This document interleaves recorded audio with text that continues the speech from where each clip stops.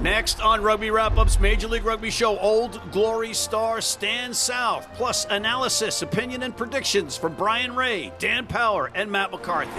Rugby Wrap-Up brought to you in part by Sheehy Auto Stores. It's easy at Sheehy. The Pig and Whistle, the world's best rugby pub. And Lean and Limber, stretching your way to a healthier lifestyle.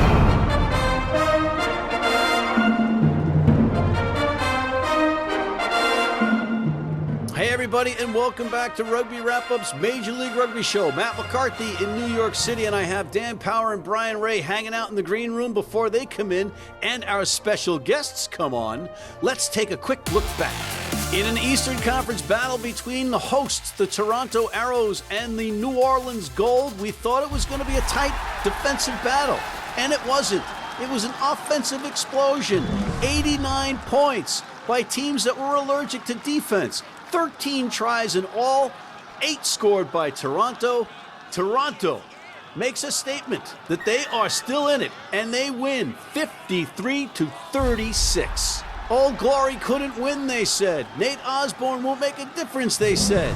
Well, they were wrong. Old Glory got off the schneid 22-21 in an exhilarating match on Friday night in the nation's capital, just besting Utah, who had a shot at winning it at the buzzer, but the kick went right, and all went wrong for Utah. But everything was good, and the Cherry Blossoms were happy in Washington, D.C., as Old Glory gets their first win of the season, 22-21. In a key Western Conference battle between the Seattle Seawolves and the visiting San Diego Legion, Seattle relied on their mobile big bodies in Manoa, Duratalo, and Landry to hold on after building a lead against a very tough San Diego side. CJ, Tony, Rookie, and Broccoli Guy are all breathing easily as the Seawolves keep their playoff hopes alive with a big victory, 34-32. The Dallas Jackals' troubles continued against their in-state rivals, the Austin Gilgronis.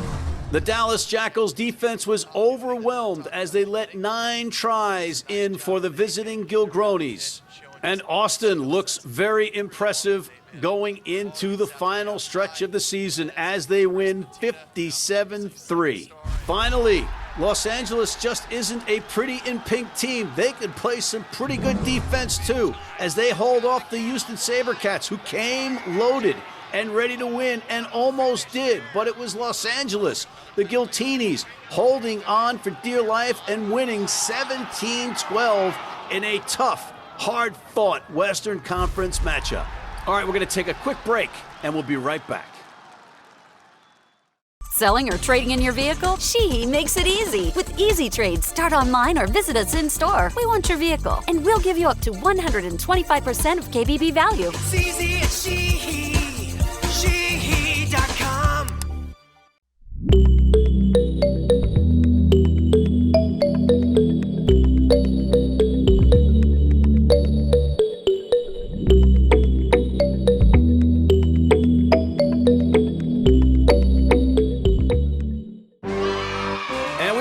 Ladies and gentlemen, Dan Power, Bryan Ray, and our mystery guest are here for our favorite segment, the mystery guest segment, in which Dan and Bryan get hints from me and then ask a single question of our mystery guest, who may or may not be changing their voice, and they try to guess his identity. The hints, gentlemen, I'm going to give you 4 today. He likes motorcycles. He's an unsung Major League Rugby star. He is not short, and he coaches in the off-season. Do you play for an Eastern Conference team? Oh, Too right, I do. Were you in action this past weekend? I played this weekend. Dan. No New York and no Boston, right, Bryan? Correct. Whoa! That's a question. That's a question, and you asked Bryan. So, Bryan, now it's your turn. Wow. Were you playing in? Well, there's only 2 places where you could have played. So, were you playing in Toronto? Nah, mate, I wasn't playing in Toronto. Yeah, forward? Playing the forwards? 100%. Are you were you playing in the back row against Utah? I'd love to be playing in back row, but no. So are you serving a rather lengthy suspension at the moment? Nah, not me. I did my time last year. Ooh, accent change there, Brian. At the very end. Do you happen to originate in England? Do right. Do your initials contain alliteration? Do you know what alliteration means? You can kick his ass after we reveal who you are, mystery very guest. good. You know who it is, Brian? Yeah. I stole last week from you. You go, buddy. Stan South. Ding, ding, ding. Is it Stan South? It is. Oh, yeah, fellas. There you go. He'll bash you for that, Matthew, not me. Come on, man. I gave you the obvious clues. Who's more unsung than this guy? He's tall. He likes motorcycles. And he coaches at Penn State in the offseason. Come on, man. Do your homework. Anyway, Stan, welcome to the show at long last. And congratulations on getting off the schneid, as we say in American sports, and getting that victory. Oh, cheers. Thank you very much for having me. But yeah, it's definitely a better feeling winning than going home with a loss. Look at that smile, guys. Look at that. That is a man that has the weight of the world lifted off his shoulders. And look, you did your job. You had a week. The first week you dislocated your knee, and then you were out 1 week, and then you played 80 minutes the rest of the time as punishment. Yeah, first game against Atlanta, dislocated my left knee, and then had a week off against Austin, and then since then 80 minutes each week, and body feels a bit sore at the moment, but it's almost the end of the season now. No, it should feel sore after that Friday night match. That was tough. I had the pleasure of calling the match, and you were all over the pitch. And Colin Hawley and I got in an argument. He wanted Danny Tusitala as a player of the match, and I said it was Stan South, and that he could tell you that he didn't pick you.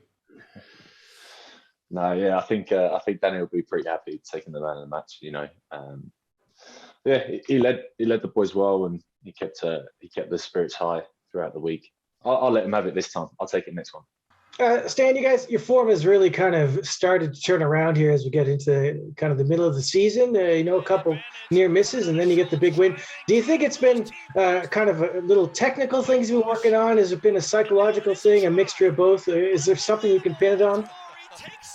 I think it is a mixture of both.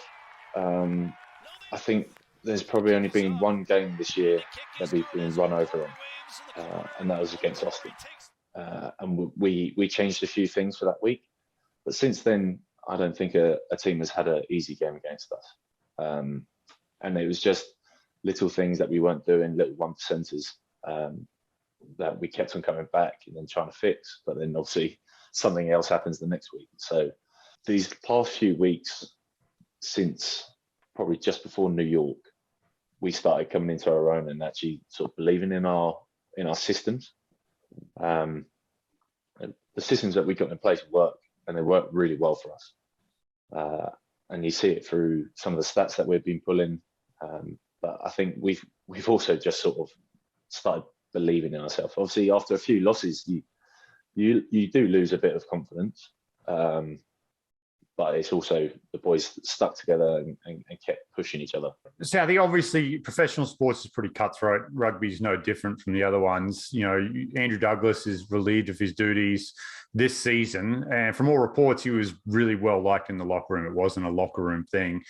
What were the conversations like within, obviously you probably have a leadership role there as a more experienced player. What were the conversations like inside the player group after that news came out? Because it was almost immediate, the turnaround on the field. I think it was New York the next week, and you guys played them close, and then it's been up and up since then. But what was that conversation like in the locker room when Dougie was let go? Oh, it was pretty hard, mate.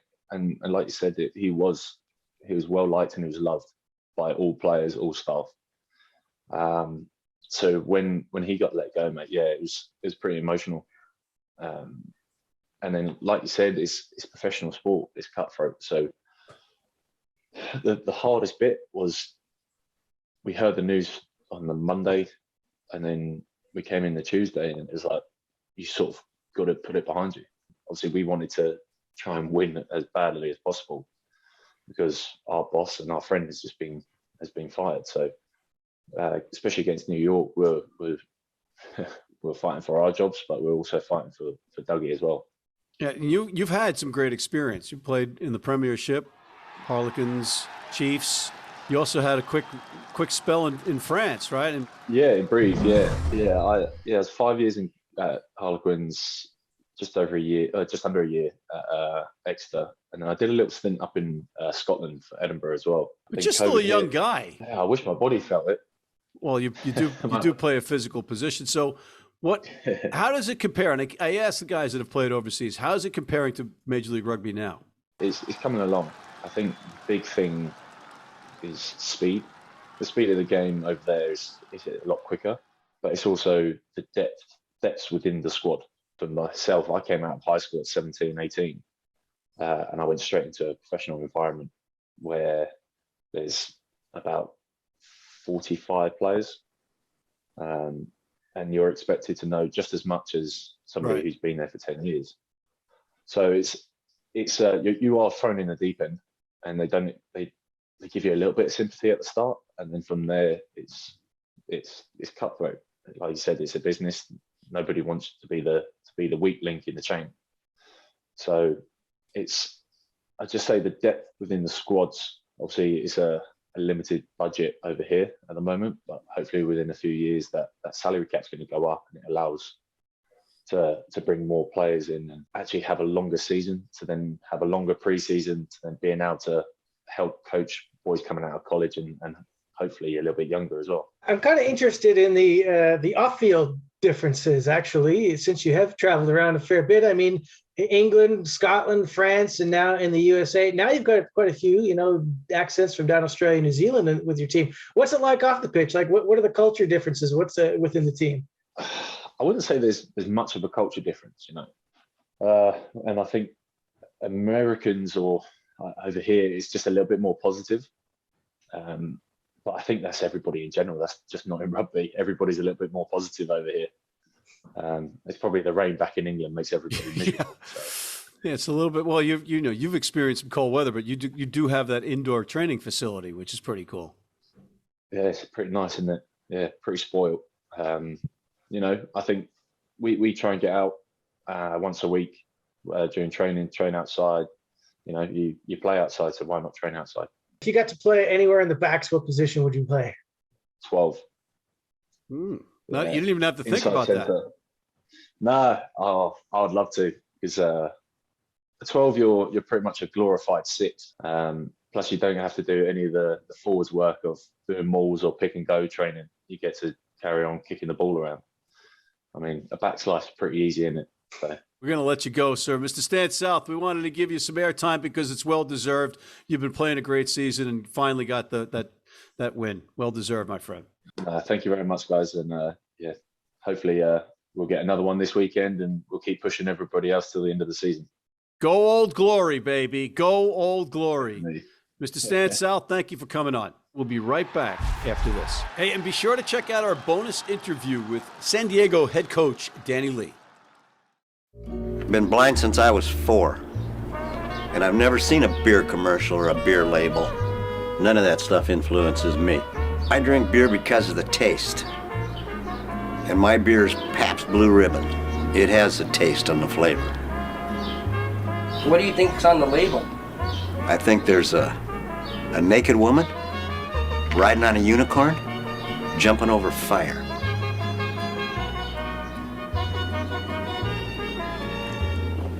Oh, that's good beer.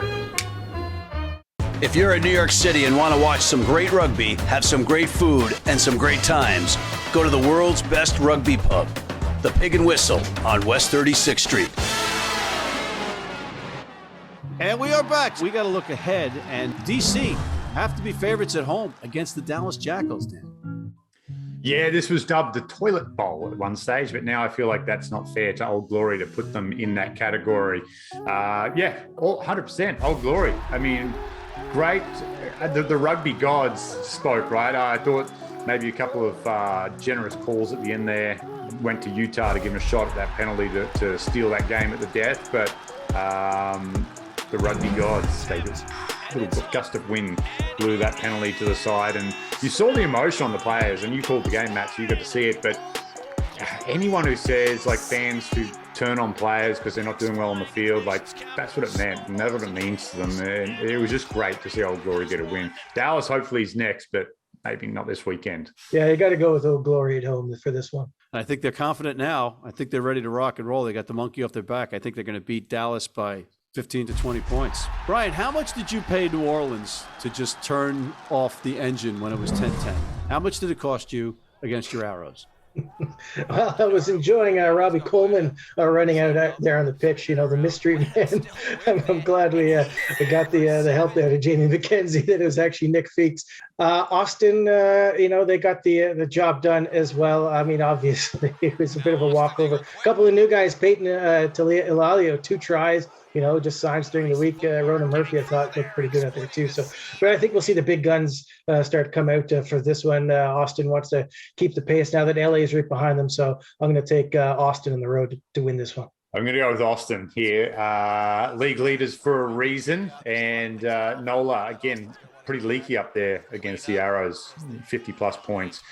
So Austin got the chance to rest a few people, and they looked really good. And like Bryan said, a couple of new signings look pretty strong as well. So they're poised. Off the field, things settling down in Austin. I think they could really solidify themselves as the team to beat out West with a win here over Nola. Okay, I think Austin's going to win this one by 20 points. Houston, welcoming in Toronto. Bryan, your boys are back on the road, so let's go to Dan first. This is a game for both sides. Whoever loses, I feel like they're out of the playoffs in their respective division. I think if Toronto lose, the East just escapes them too far. Houston lose, the West is gone. I really believe this is a do or die, win or go home situation for both these sides, which should make it a really, really good game. It's in Houston. I'll go Houston because they're at home. Sorry, Bryan. It's a little bit concerning that they seem to be turning off the D button in the last 20 minutes in a few of their games. I hope Pete Smith can sort that out. But they did get a lot of subs on fairly early in that game, so I don't think there were a lot of guys, too burnt up. Whereas Houston was a total battle against LO. Those guys are going to be bruised playing there. And we know the style that Houston's going to play. It's not super complicated. Toronto's not going to spend too much time on tape watching this. They know what's there. So I think if they put the right game plan together, they can get the win. They're not going to have. Kyle Bailey got hurt. I'm a little bit concerned whether he's going to play or not, but they're not going to have all those guys. Ross Brody's probably not going to be back yet, probably going to come after the bye week. So I think it's pretty much going to be the guys that played and beat Nola. So I'm going to pick the Arrows to win this one, but it's certainly a dangerous match. And I agree with Dan. They've really got to win this because it's going to get harder after this game. I thought I was out and you sucked me back in, Toronto. I'm going with Toronto. Tough one. Utah versus Seattle. The Warriors in turmoil, hosting the Seattle Seawolves, who had a huge win, Dan. Sure did. Seattle actually looked really good. So San Diego went up there and gave them a good shake. I think if San Diego would have won, they would have been 5-5 with their all-time ledger, but Seattle now 6-4 against the Legion. So they hold the rub there. Oh, Utah. Credit to Old Glory for winning that game, but, man, Utah should have put them away. A winless Old Glory. Not great. I'll have to go the Seawolves here as well to continue their little winning run here over the Warriors. I think they actually have a pretty good record against the Warriors, if memory serves me correct. They upset them last year in Utah when Seattle were in all sorts of trouble. So I'll stick with my Seawolves here to get the win. Was Utah with the motorcycle, or was that Austin? It was Austin. That was Utah versus Austin. It was one of the greatest moments in television history that unfortunately only 5 people saw. So, we need that. We need that back. How does Utah approach this game? Are they going to put in all their guys, all their guns, and try and turn into a spoiler role here, or are they actually going to look to the future? So I'm kind of interested to see the team sheets. I got to pick Seattle though. There's just too much for them to play for at this stage. They need this win to stay in this playoff hunt. I was actually impressed. Just like Dan said, I thought Seattle played pretty well against San Diego. So they got to show some consistency now and get the win on the road against Utah. You mentioned Hunt. I'm going to hashtag Together We Hunt. I'm going Seattle. I got that one guy named Samu Manoa who's playing some pretty good rugby, and they've got that back 5 in that pack that are playing pretty well. Seattle is an intriguing team, and I think they're going to win this one easily and stay in the hunt right up to the end. I think they might even qualify for the playoffs. How about that, Adrian Balfour? Last two matches on the weekend is New York versus New England in Hoboken, New Jersey. And New York, after that embarrassing loss in Los Angeles, had a bye week, but so did New England. And now both teams, how do you figure this one, Brian? Yeah, now we find out. Because you hate both teams. This is a real. Oh, come on. Because you hate both teams. Free Jacks are my second team. I hate New York. This is a real character test for New York. They're at home. They're against the number one team in the league. Is Waisake Naholo going to play in this? I have to think he will. I mean, what's the point of bringing him in if he doesn't? This is a huge match. New York. If New York loses this and Toronto wins, Toronto moves ahead of them. So, this is a must-win game, I think, for New York. Well, New York's got a game in hand, no? That's true. Yes, they do.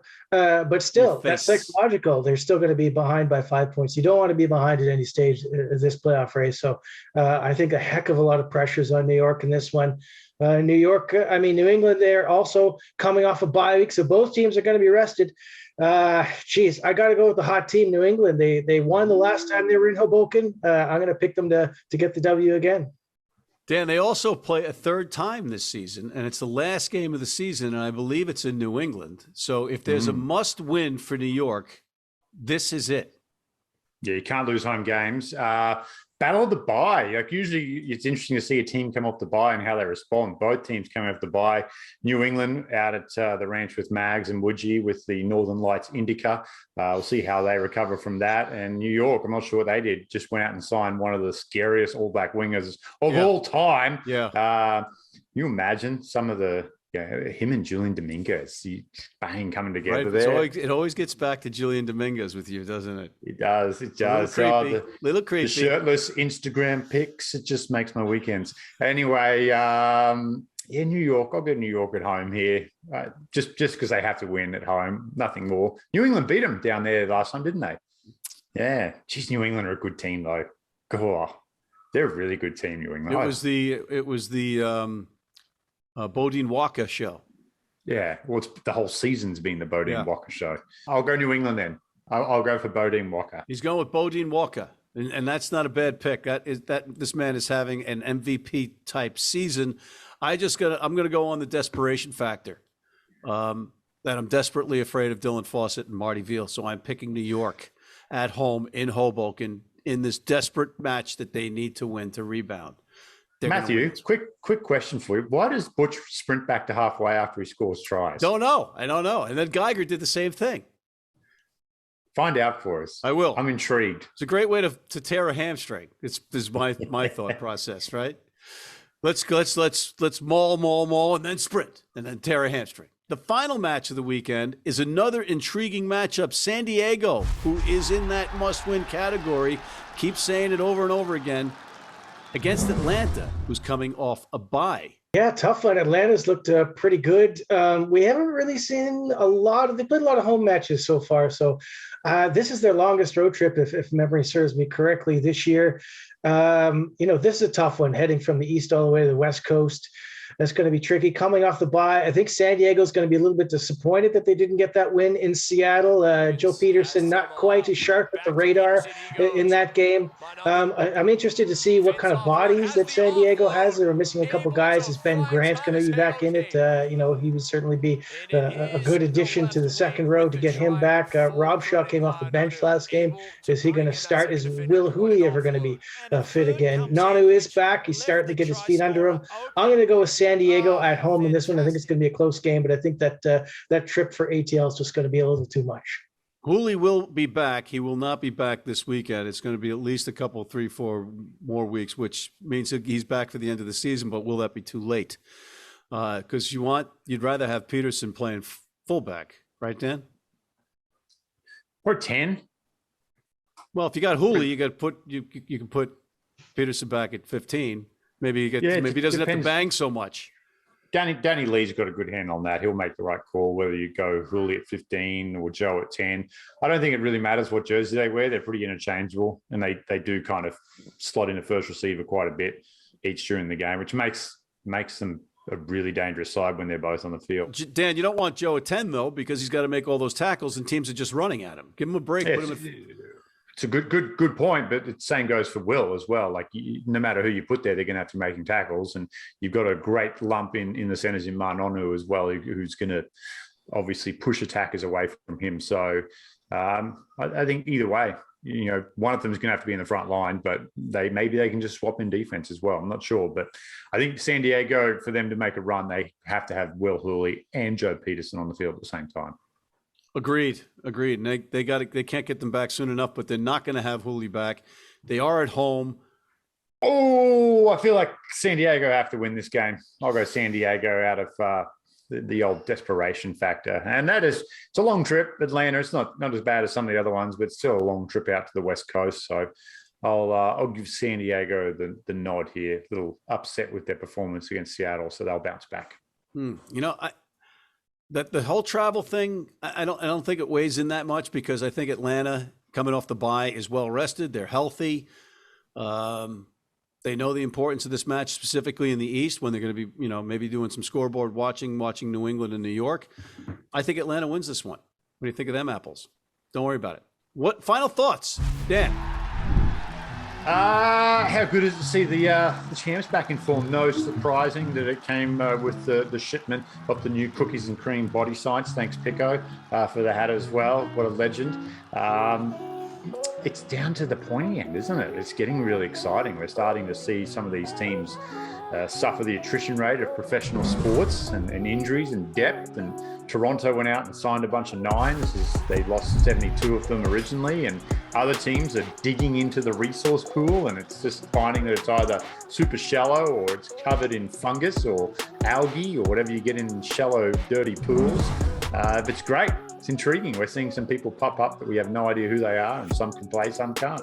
So good stuff, Matthew. Bryan, you heard Stan South say one of the first things that came out of his mouth, the difference between this league and others is the depth problem. Yeah, and I had an online discussion with someone who didn't seem to think that the talent, lack of talent was an issue. Well, Stan Seth says it is, so there you go.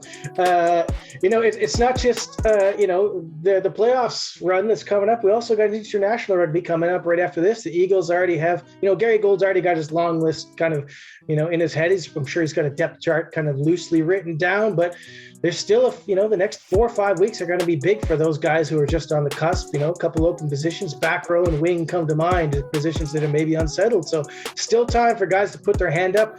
Jama Fatanana Schultz has been suspended. He came back off the bench, had an impact, so he'll be, I'm sure, looking to make an impact over the next month. So still lots to play for, lots of intrigue, and I'm looking forward to it.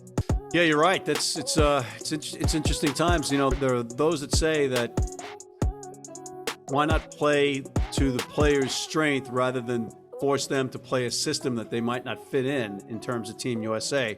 That's an interesting dynamic, but that's for a different show. On that note, I want to thank Mr. Dan Power and Mr. Bryan Ray, and thank you for tuning in. Please check out our other shows, including the Rugby Odds and our College Rugby Wrap-Up.